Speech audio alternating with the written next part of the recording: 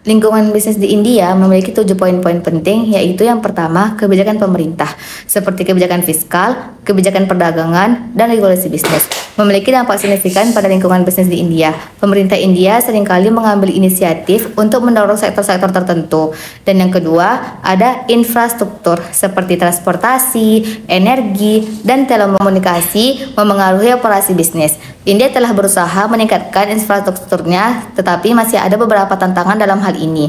Yang ketiga, ada pasar konsumen. India memiliki pasar konsumen yang besar dan beragam, yang merupakan daya tarik bagi banyak perusahaan. Pemahaman tentang preferensi konsumen dan tren pasar sangat penting.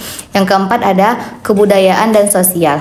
India memiliki keragaman budaya dan sosial yang sangat signifikan. Ini mempengaruhi strategi pemasarannya, merek, dan hubungan dengan pelanggan. Selanjutnya yang kelima, yaitu ekonomi. Kondisi ekonomi India termasuk pertumbuhan ekonomi, inflasi, dan tingkat suku bunga dapat berdampak pada bisnis. Yang keenam ada teknologi. India telah menjadi pusat teknologi dan layanan informasi global. Faktor teknologi seperti inovasi, penetrasi internet, dan adopsi teknologi memainkan peran penting di dalam bisnis. Yang ketujuh atau yang terakhir ada lingkungan hukum dan regulasi. Kepatuhan hukum dan regulasi yang berlaku di India adalah hal yang penting atau yang perlu diperhatikan oleh perusahaan yang beroperasi di sana. Selanjutnya, skor Hofstede 6 dimensi budaya di India. Yang pertama, jarak kekuasaan. Mengukur sejauh mana anggota masyarakat menerima bahwa kekuasaan didistribusikan secara tidak merata. India memiliki skor power distance atau jarak kekuasaan yang tinggi, yaitu 77. Nah, hal ini menunjukkan bahwasannya masyarakat India lebih menerima adanya perbedaan kekuasaan antara orang-orang dari berbagai tingkatan. Misalnya, di India, orang-orang dari status sosial yang lebih tinggi, seperti pemimpin politik atau pengusaha, seringkali dihormati dan dilayani oleh orang-orang dari status sosial yang lebih rendah. Kedua, individualisme. Mengukur sejauh mana anggota masyarakat didorong untuk bertindak sebagai individu daripada sebagai bagian dari kelompok. Nah, di India memiliki skor individualisme yang sedang, yaitu 48. Hal ini menunjukkan bahwasannya masyarakat India memiliki kombinasi antara nilai-nilai individualisme dan kolektivitisme.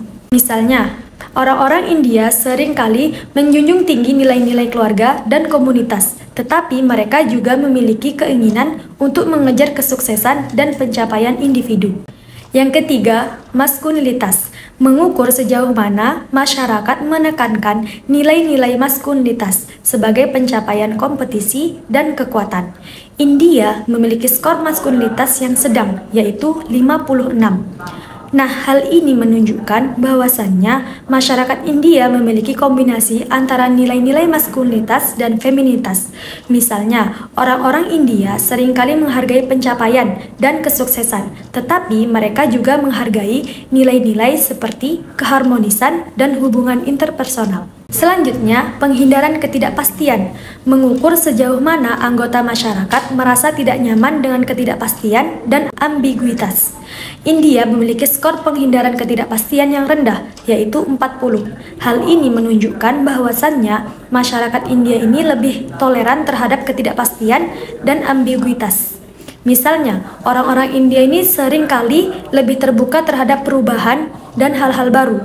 Selanjutnya, orientasi jangka panjang. Mengukur sejauh mana masyarakat menghargai masa depan dan berorientasi pada tujuan jangka panjang. India memiliki skor orientasi jangka panjang yang sedang, yaitu 51. Hal ini menunjukkan bahwasannya masyarakat India memiliki kombinasi antara nilai-nilai orientasi jangka pendek dan jangka panjang. Misalnya, orang-orang India seringkali berfokus pada pendidikan dan pengembangan diri, tetapi mereka juga menghargai kesenangan jangka pendek. Yang terakhir, indulgensi. Mengukur sejauh mana anggota masyarakat diizinkan untuk menikmati kesenangan hidup. India memiliki skor indifferent, yaitu 26. Hal ini menunjukkan bahwa masyarakat India memiliki kombinasi antara nilai-nilai indifferent dan pengekangan. Misalnya, orang-orang India ini seringkali menghargai kesenangan hidup, tetapi mereka juga dapat membatasi diri dalam hal konsumsi dan perilaku. Nah, selanjutnya kita akan membahas tentang budaya bisnis di India. Umumnya, budaya bisnis di India memiliki 3 ciri-ciri. Yang pertama, sistem kasta. Menurut berita British Broadcasting Corporation, sistem kasta di India membagi umat Hindu menjadi 4 kasta, yaitu Brahmana, Ksatria, Waisya, dan Sudra. Kasta tersebut dibedakan berdasarkan siapa mereka di kehidupan sebelumnya, karma mereka, dan dari garis keturunan apa mereka berasal. Yang kedua, perbedaan budaya daerah. Orang-orang di India seringkali dapat menemukan asal seseorang berdasarkan aksen bahasa mereka. Gaya berpakaian dan tingkah laku yang sama adalah hal yang umum untuk menemukan orang-orang yang memiliki rasa kebanggaan dan identitas daerah terhadap tempat asal mereka. Yang ketiga, berorientasi pada hubungan pribadi. Hubungan pribadi memainkan peran penting dalam budaya bisnis India. Perkenalan dengan pihak ketiga hampir merupakan suatu keharusan karena orang India lebih suka bekerja dengan mereka yang dikenal dan dapat dipercayai. Karena menurut mereka, kepercayaan adalah kunci bisnis yang baik dan mereka akan mencari komitmen hubungan yang jujur. Jaringan bisnis mereka seringkali terdiri dari kerabat dan rekan kerja nepotisme. Yang terakhir adalah etika bisnis di India. Jadi ketika kamu ingin berbisnis dengan orang India, maka kamu harus memperhatikan 13 poin penting yang akan saya sebutkan. Yang pertama, orang India sangat menghargai waktu. Jadi pastikan jika ingin berbisnis dengan mereka, kamu harus datang dengan sesuai perjanjian pertemuan. Yang kedua, budaya hierarki atau kasta sudah ada di India sejak lama. Ketiga, orang India menganggap penting untuk menggunakan gelar seseorang jika memungkinkan, seperti doktor atau profesor. Yang keempat, saat menerima kartu nama, pastikan kamu menerimanya dengan kedua tangan. Dan jangan langsung menyimpan kartu tersebut, tetapi luangkan waktu sejenak untuk membacanya dengan cermat. Kemudian, letakkan di depan kamu ketika kamu duduk. Yang kelima, untuk mengenal mitra bisnis kamu dapat meluangkan waktu dan memulai percakapan dengan santai ketika pertemuan. Yang keenam, hendaknya pertemuan dilakukan saat makan malam atau minum.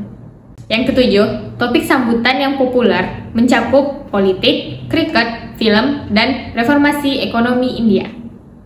Yang kedelapan, hindari membahas keyakinan agama dan jauhi topik kemiskinan di negara mereka yang berhubungan dengan Pakistan, Kashmir, dan sistem kasta. Yang kesembilan, kontak mata yang terus-menerus bukanlah hal yang biasa di India, terutama bagi wanita yang sedang menatap pria. Yang kesepuluh, di India, keputusan akhir dibuat oleh orang jabatan tertinggi, sehingga ketika kamu melakukan rapat dan tidak ada pemilik atau direktur perusahaan, maka kemungkinan besar kamu masih bisa melakukan negosiasi awal dan tidak mencapai kesepakatan akhir pada pertemuan tersebut. Yang ke-11, bersabarlah dalam negosiasi karena kemajuannya jauh lebih lambat dibandingkan yang biasa dilakukan oleh orang Amerika. Yang ke-12, segala sesuatu dapat berubah di India, sehingga masyarakat India dapat menganggap kontrak lebih sebagai perjanjian kesediaan untuk berbisnis. Dan yang terakhir, di India, jika perlu menolak, maka cara sopan untuk mengatakan tidak adalah dengan mengatakan, "Saya akan lihat apa yang bisa saya lakukan," atau hal yang serupa.